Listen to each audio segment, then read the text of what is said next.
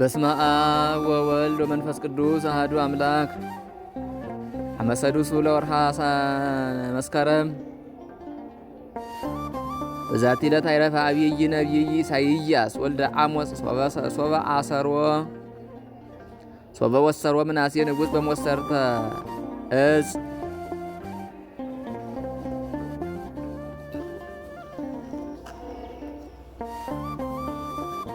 አንድ አምላክ በሚሆን በአብ በወልድ በመንፈስ ቅዱስ ስም መስከረም 6 በዚች ቀን ታላቅ ነቢይ የአሞጽ ልጅ ኢሳይያስ አረፈ። ይህም ነቢይ ለይሁዳ በነገሱ በአምስቱ ነገሥታት ዘመን አስተማረ፣ ትንቢትንም ተናገረ። እሊህም ኦዝያን፣ ኢዮአታም፣ አካዝ፣ ሕዝቅያስና ምናሴ ናቸው።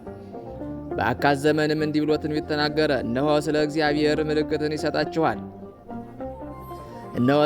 እግዚአብሔር ምልክትን ይሰጣቸዋል። እነሆ ድንግል ጸንሳ ወንድ ልጅ ትወልዳለች፣ ስሙንም አማኑኤል ትለዋለች። ትርጓሜውም እግዚአብሔር ከኛ ጋር ሆነ ማለት ነው።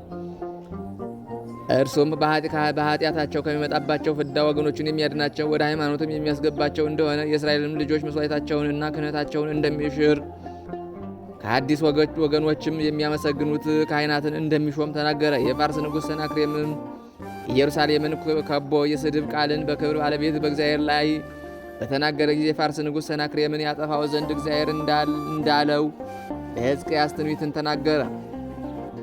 በዚያችም ሌሊት እግዚአብሔር የላከው የመላእክት አለቃ ቅዱስ ሚካኤል ወደ ሰናክሬም ሰፈር መጥቶ ከፋርስ ሰራዊት 185,000 አርበኞችን ገደለ።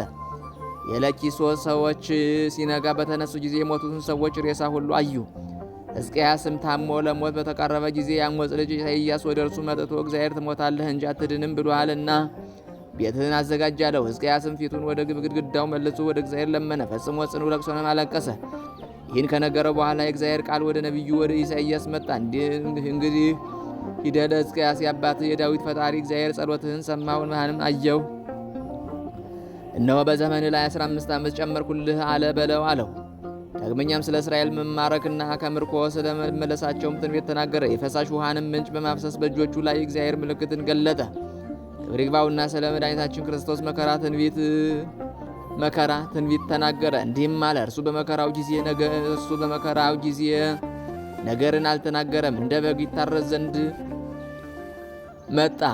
በግ በሚሸልተው ሰው ፊት እንደማይናገር እንዲሁ በመከራው ጊዜ አልተናገረም። ከዚህም በኋላ ደግሞ በሕዝቅያስ ልጅ በንጉሥ ምናሴ ላይ ትንቢት ተናገረ።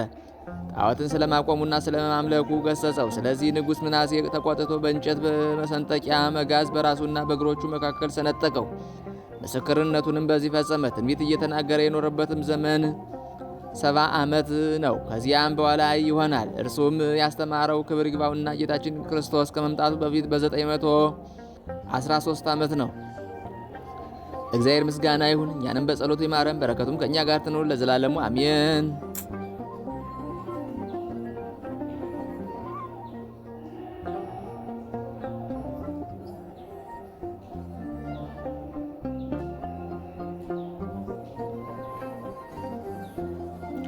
ሰላም ለኢሳይያስ ነቢየ ስርዓቱ ለእብኖዲ ቀቧአ ከናፍር ወአፍ እምፍመምስዋ ነዳዲ እንዘይብል አስምአ በይንተ ክርስቶስ የማነ ወላዲ ይጸነስ በከርሰ ድንግል ወይትወለድ አዲ ውስተ ግባ አርዌ ሕፃን እድየሁ ዘይወዲ።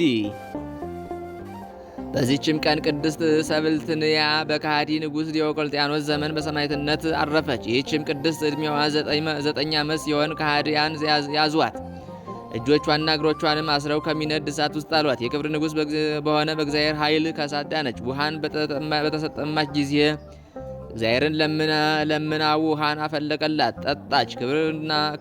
ክብር ምስጉን የሆነ ጌታችንንም አመሰገነችው። ከዚህ በኋላ ነፍሷን በእግዚአብሔር እጅ አደራ ሰጥታ ራሷን በእሳት ውስጥ ወረወረች። ምስክርነቷንም ፈጸመች። ለእግዚአብሔር ምስጋና ይሁን፣ እኛንም በጸሎታ ይማረን፣ በረከቷም ከእኛ ጋር ትኑር ለዘላለሙ አሜን።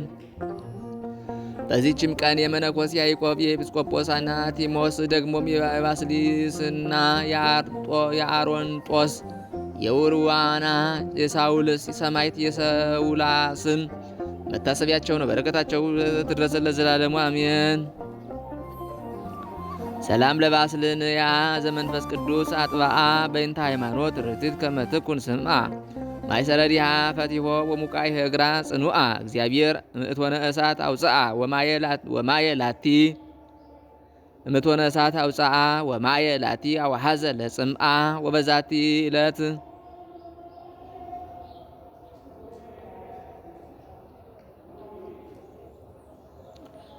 ሰላም ለክሙ ያዕቆብ መነኮስ አንቲሞስኒ ኤጲስቆጶስ ዘመሃርክሙ ገድለ